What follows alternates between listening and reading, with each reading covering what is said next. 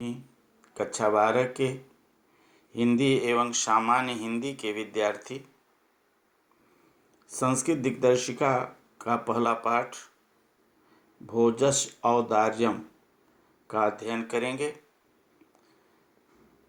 इसका हिंदी अनुवाद जानने से पूर्व हम पहले इसका संदर्भ जान लेते हैं।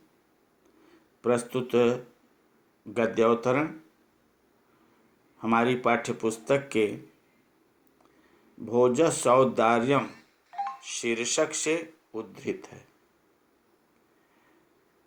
अब इसका अर्थ जानेंगे। अर्थ जानने के पहले आप लोग कुछ क्लिष्ट शब्द हैं, उन कठिन शब्दों का अर्थ जान लीजिए। कौपीनावशेषो, कौपीन अवशेष, कौपीन माने लंगोटी, अवशेषा माने बचा हुआ है, यानी मात्र लंगोटी पहने हुए। हर्षाश्रुणि, हर्ष अश्रुणि, प्रसन्नता के आंसू। लाजान उच्चै, लाजान उच्चै, खिले ऊंचे शब्द। सुपीतिहतवती, सुपीतिहितवती, अच्छी तरह से बंद कर लिए। दीन बदना, दीन मुख वाली। क्षीणोपाय, उपाय से शून्य, उपायहीन। अब पूरे पैराग्राफ का अर्थ देखिए। यहाँ से आप देखिए, ततः कदाचित से पुनरुद्धर्तुम उचितः, यहाँ तक आप अर्थ देखिए। इसके बाद तभी द्वारपाल ने आकर महाराज भोज से कहा, महाराज, केवल लंगोटी पहने हुए महान दरिद्र एक विद्वान दरवाजे पर खड़ा है। राजा बोले, प्रवेश कराओ। तब कवि प्रवेश करके आकर के महाराज को देखकर, आज मेरी दरिद्रता का नाश हो जाएगा, यह मान करके प्रसन्न होकर प्रसन्नता के आंसू बहाए। राजा बोले, हे कवि, क्यों रोते हो? तब कवि ने कहा, महाराज, मेरे घर की स्थिति का, मेरे घर की दयनीय स्थिति का के विषय में सुनिए। श्लोक आप लोग ध्यान से देखें। अये लाजान उच्च, यहाँ से लेकर के आगे तक आपको देखना है, पुनरुद्धर्तुम तक। तो कवि से अपने घर की स्थिति का वर्णन करते हुए महाराज भोज से कवि अपने घर की स्थिति का वर्णन करते हुए कह रहा है कि हे महाराज, घर के बाहर रास्ते पर कोई खिले बेचने वाला ऊंचे स्वर से बोला, अरे खिले ले लो। यह आवाज़ सुनकर मेरी दीन मुख वाली पत्नी ने बच्चों के दोनों कानों को ठीक से बंद कर लिया, जिससे कि वे बच्चे उसकी आवाज़ को सुन न सकें, और मुझ दरिद्र पर आंसुओं से भरे दृष्टि के द्वारा जो मेरे ऊपर दृष्टि डाली, वह मेरे हृदय में कांट की तरह, कंटक की तरह चुभ गया है, जिसे आप ही निकालने में समर्थ होंगे, आप ही निकाल सकते हैं। इसके बाद अगला पैराग्राफ आप लोग देखें। राजा शिव शिव से भिक्षाटनम तक आप लोग देख लीजिए। इसमें कुछ कठिन शब्द हैं, उसी प्रकार से आप लोग देखें। उदीरयन माने कहते हुए।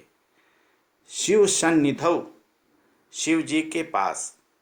दानव वैरिणा, राक्षसों के वैरी शत्रु अर्थात भगवान विष्णु। गिरिजया अप्य अर्धम, गिरिजया अपि अर्धम, पार्वती जी के द्वारा आधा। शिवस्या आहृतम, शिवस्य आहृतम, शिव जी का ले लिया। देवेत्थम, देव इत्थम, हे महाराज, इस। पुरहरा भावे, पुर हर अभावे अर्थात त्रिपुरारी भगवान शंकर का अभाव समूह मिलत प्रकाशित करती है। आप अर्थ देखिए, राजा ने उस गरीब को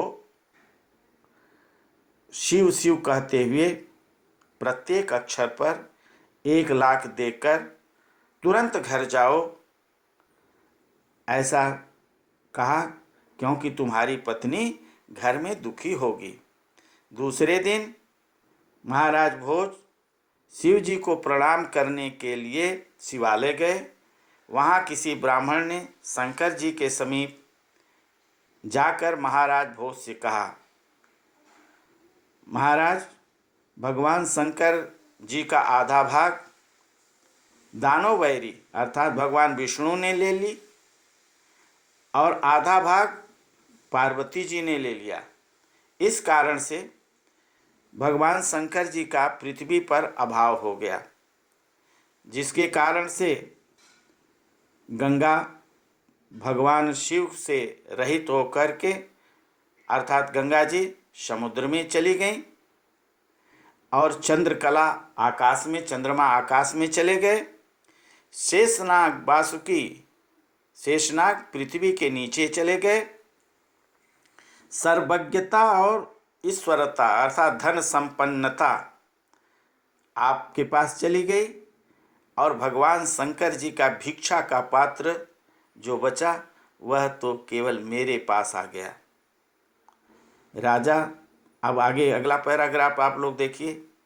राजा तुष्ट, यहाँ से लेकर लक्ष्मी अनुद्यमी नामिव, यहाँ तक आप देखिए। कुछ कठिन शब्द इसमें भी हैं। स्थूल तारा, स्थूल तारा माने बड़े बड़े तारे। कलाविव, कलव इव, जैसे कलयुग में। प्रसन्नभू नभः, प्रसन्न प्रसन्नम अभूत नभः, आकाश प्रसन्न अर्थात निर्मल हो गया। ध्वांतम माने अंधकार।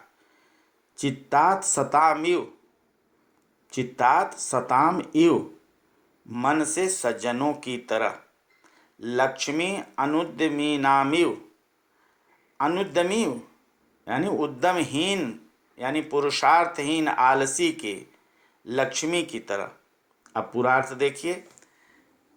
राजा ने संतुष्ट होकर उसे प्रत्येक अक्षर पर 1 लाख देकर दूसरे दिन राजा पास में स्थित सीता नाम की किसी कवियत्री से प्रातःकाल का वर्णन करने के लिए कहते हैं। महाराज भोज के सामने सीता प्रातःकाल का वर्णन करते हुए कहती हैं, हे महाराज, बड़े बड़े तारे कलयुग में सज्जनों के समान बहुत कम हो गए हैं। जैसे कलयुग में सज्जन बहुत कम हैं, वैसे जो बड़े बड़े तारे रात्रि में दिखाई दे रहे थे वो बहुत कम दिखाई दे रहे हैं। मुनियों के मन की तरह आकाश चारों तरफ स्वच्छ हो गया है। अंधकार सज्जनों के मन से दुर्जनों के समान दूर हो गए हैं और रात्रि जैसे उद्यमहीन पुरुषार्थहीन व्यक्ति की लक्ष्मी समाप्त हो जाती है, वैसे ही रात्र शीघ्रतापूर्ण समाप्त हो गई। अर्थात कहने का तात्पर्य, जिस प्रकार से पुरुषार्थहीन व्यक्ति का संपन्नता समाप्त हो जाती है, जल्दी समाप्त हो जाती है, उसी प्रकार रात भी शीघ्रता से समाप्त हो गई। अगला पैराग्राफ आप लोग देखें। इसमें अभूत प्राची से लेकर द्रविण रहिता नाम युग गुणा, यहाँ तक आप लोग देखें। इसमें कुछ शब्द हैं। प्राची माने पूर्व दिशा, पिंगा माने पीली, रसपति रिव माने पारे के समान, गत छाया चंद्र, चंद्रमा की कांत के, ग्राम सदस्य, मूर्खों की सभा में, द्रविण रहिता नाम इव, धनहीनों के, धन रहिता नाम, धन द्रविण माने धन, धन से हीनों की तरह। पूरे का अर्थ आप लोग देखिए। राजा ने उसे 1 लाख देकर कालिदास से कहा, मित्र तुम भी प्रभात का वर्णन करो। तब कालिदास ने कहा, पूर्व दिशा उसी प्रकार से पीली है जैसे सुवर्ण के मिलने से पारा पीला हो जाता है। चंद्रमा उसी प्रकार से कांतिहीन फीका दिखाई पड़ रहा है जैसे गंवारों मूर्खों की सभा में विद्वान श्रीहीन हो जाते हैं और पुरुषार्थ से हीन राजाओं की लक्ष्मी की तरह दीपक उसी प्रकार से शोभा नहीं पा रहे हैं। धनहीन व्यक्तियों के गुण, धनहीन व्यक्ति चाहे जितना भी गुणी हो लेकिन उसका गुण दिखाई नहीं देता। धनहीन व्यक्तियों का समाज में कोई किसी कार्य का मूल्यांकन नहीं होता। वह कहने का तात्पर्य कालिदास ने यही कहा कि जिस प्रकार से धनहीन व्यक्ति चाहे जितना ही विद्वान हो, गुणवान हो, उसके गुण और विद्वता पर कोई ध्यान नहीं देता। इस संसार में तो केवल धन संपन्न के गुणों का ही महत्व है। कालिदास के कहने का भाव यही है। अब आगे मेरी एक इच्छा रहती है कि कुछ प्रश्नों के द्वारा आप लोगों के कितना समझ में आया इसकी जानकारी हम प्राप्त करें। तो कुछ प्रश्न मैं दे रहा हूं, आप इसका उत्तर मेरे चैनल के कमेंट बॉक्स में लिख करके भेजें और जहां न समझ में आया हो तो आप पूछें। तो पहला प्रश्न लिखिए, भोजम दृष्ट्वा कभी किम अचिंत्यत। प्रश्न ध्यान से सुनिए, भोजम दृष्ट्वा कभी किम अचिंत्यत। दूसरा प्रश्न, भोजस्य सभाए कभी प्रभात वर्णम अवर्णयेत। प्रभात अवर्णयेत। पाठ का नाम है भोजस्य औदार्यम। तो अगला प्रश्न है तीसरा, भोजस्य औदार्यम का संधि विच्छेद करके संधि का नाम लिखिए। अगला प्रश्न है कलाविव का संधि विच्छेद करके सनियम संधि का नामोल्लेख करिए। फिर प्रिय विद्यार्थियों, आपको मेरे वीडियो द्वारा कितना ज्ञान अर्जन हुआ आप इसको लिख करके भेजें। जो भी समस्या हो मेरे चैनल के माध्यम से आप जुड़ करके ज्ञान प्राप्त कर सकते हैं। अभी तक जो विद्यार्थी मेरे चैनल से नहीं जुड़े हैं उसको सब्सक्राइब करें, बेल आइकन दबाएं जिससे मेरे द्वारा अपलोड की गई जानकारी से आप लाभ प्राप्त कर सकें। व्हाट्सएप ग्रुप और फेसबुक से भी आप जुड़ करके अध्ययन कर सकते हैं। आपकी अगर कोई जिज्ञासा हो तो मेरे चैनल के कमेंट बॉक्स में लिख करके भेजें अथवा व्हाट्सएप पर भेजें, फेसबुक पर भेजें, उसका समाधान मैं करूंगा। अगले वीडियो के साथ पुनः मैं आपसे जुड़ूंगा।